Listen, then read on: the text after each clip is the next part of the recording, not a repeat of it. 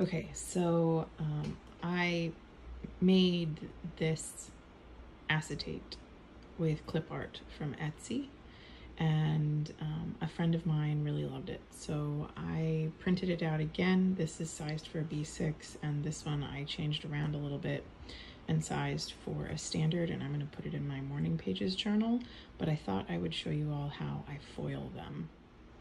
So I got a bunch of these tubes of foil. It's iCraft Deco foil from Amazon. I don't know if it's good foil or bad foil. It's just the foil I have. I'm gonna do this one in red, and I don't know what I'm gonna do that one in yet. But first things first, this comes with 5 sheets in there. I'm gonna pull one out and trim it to fit this. Okay, so this is my sheet of foil. I'm gonna turn it this way. Oh, it wants to stick to everything. So I'm going to turn it this way on my trimmer and cut it perfectly. Oh, nope, it won't work. I'll have to cut it this way. So I'll trim it down to just the size of the printed ink and then save as much of the excess as possible, the scraps as possible. So it'll be roughly that size. I'll trim this off and I'll trim it off up there. So here we go, getting ready to trim. I've just, again, sized it out. I don't know that, yep, can't do this one-handed. Okay, so I did the cuts. This is gonna be the piece I foil with. That's my extra. So these are all of my spent foil sheets. This is just a folded in half piece of copy paper. I'm gonna sandwich these two together with the colored side up. So this is the back side facing the printed ink. This is printed on a laser printer, so you definitely need a toner involved. All right, so while we're waiting for my laminator to heat up, I went ahead and decided to use the same color foil on the one for my standard size Stalogy. So I have an A5 Stalogy I cut down to standard Midori size that I use as my morning pages journal. This I'm gonna tip in there somewhere. I haven't decided yet. I do have my laminator set to the 5mm setting, and I like to leave this going, like it needs to heat up here, this will turn blue, but then I also let it stay heated, like once it heats up, I let it stay on for a little while.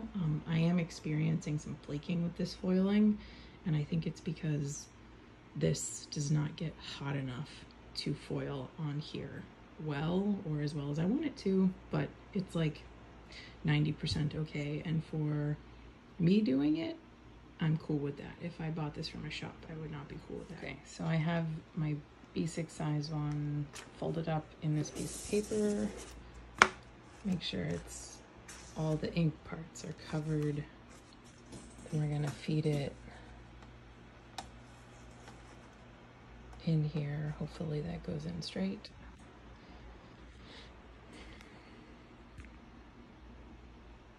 I tried feeding the foil through the laminator without the paper, and I just clogged up my laminator. I don't know if that's because I was laminating vellum at the time, but we had to take it apart and unclog it. I like to run it through twice.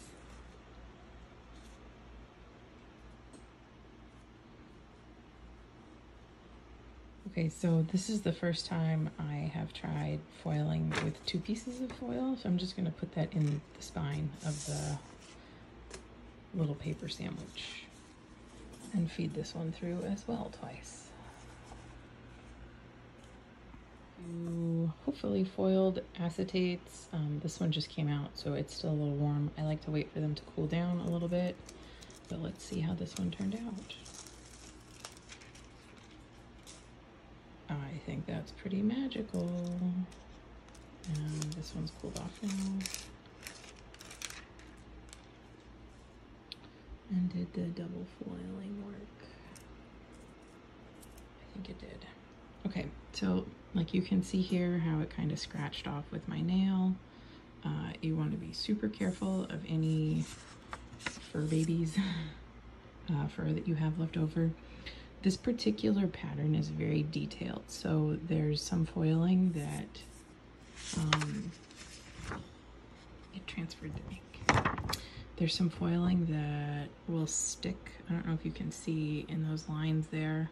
I could go back in and scrape that off, like in the coil of this light bulb and in the cage on this one. But I kind of like the effect. So that's where we're at. All right, thank you. So final thoughts. I foiled my calendar for my June landing page in this little pocket too, and it heat transferred the toner onto this, which then also